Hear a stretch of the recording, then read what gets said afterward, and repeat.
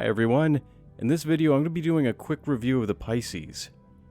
For anyone who isn't already familiar with this ship, the Pisces is the auxiliary craft that comes standard with the Carrack, but it's also being sold as a standalone ship that has limited exploration abilities. It was specifically designed as a companion craft for the Carrack, and it fits rather snugly within the oddly limited confines of its hangar bay. Its list of features includes having a quantum drive and 2 additional jump seats, as well as having room enough to hold 4 SCUs worth of cargo internally. The only access in and out of the craft is through a ramp that's located in the back. It has all small components, mostly only one of each, with the exception to having 2 small coolers and 2 small fuel intakes.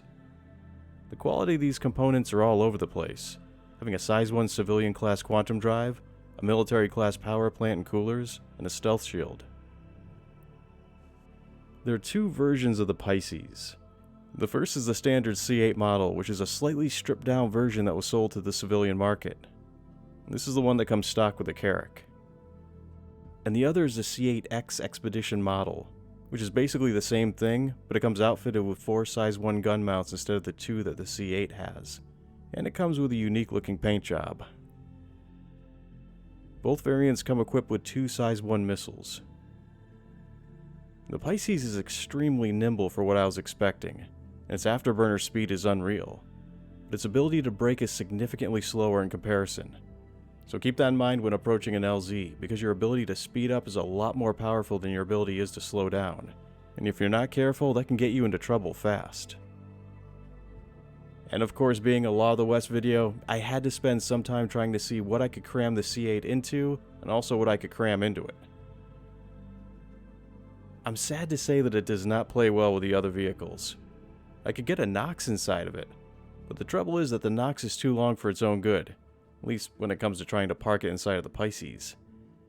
If you position the bike so you can get off of it and into the widened out section of the Pisces interior, the nose will block your ability to get into the pilot's seat, and the butt of it cuts off all means of escaping out of the ship through the ramp. Plus the Nox just really doesn't like being in there. I could get a Dragonfly almost halfway in, but still, doing so manages to block all means of getting into the ship. And the Grey Cat seems to be able to pull up to the front set of internal struts and then can't get any further than that. And this leaves the back end of it hanging out of the ship. I have high hopes for the Ranger, but we'll just have to see how that turns out after it's been released. Bottom line is, you could get creative and manage to travel around with a vehicle half hanging out of the back of the Pisces, but I wouldn't recommend it other than for the fun factor. Just out of idle curiosity, I also tried to fit the Pisces into the back of the Val, and no deal. I can get it most of the way in, but it just won't go in any further than that. At least not to the point where it'll sit comfortably within the ship. Now, don't get me wrong, you can still travel around like this, but it's most likely going to cause problems later on down the line. And of course, you can definitely fit it into an 890. The Pisces seems like it's going to turn out to be a solid runabout that's most likely going to give the 85X a run for its money. It can carry 1 more person, it has room for cargo, and the Warbond version of it is $10 cheaper than the 85X. I realize these 2 ships are different on a technical level, but they both fulfill similar roles, and they both act as companion craft to a larger mothership. The Pisces may be larger than the 85X, but it can fit into all the same ships that the 85X can fit into. They have a very similar components and weapons loadout, and they're among the smallest ships that still have a quantum drive. During the anniversary sale, you can get a conversion kit for the C8 Pisces that comes with a Carrack, which upgrades it to the C8 Explorer version for $20. They're also offering the Pisces with a starter pack. The Q&A for the Pisces is still coming, and I'm interested in hearing a few more things about it.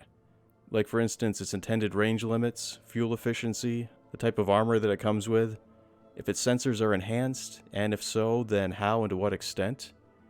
I'd also like to see a list of ships that it fits into, and I'd like to know if the Ranger is intended to be able to fit inside of it.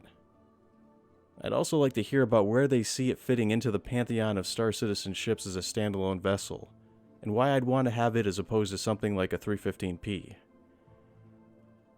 Hopefully we'll get our answers to these questions fairly soon. Till then, thanks for watching, and take care.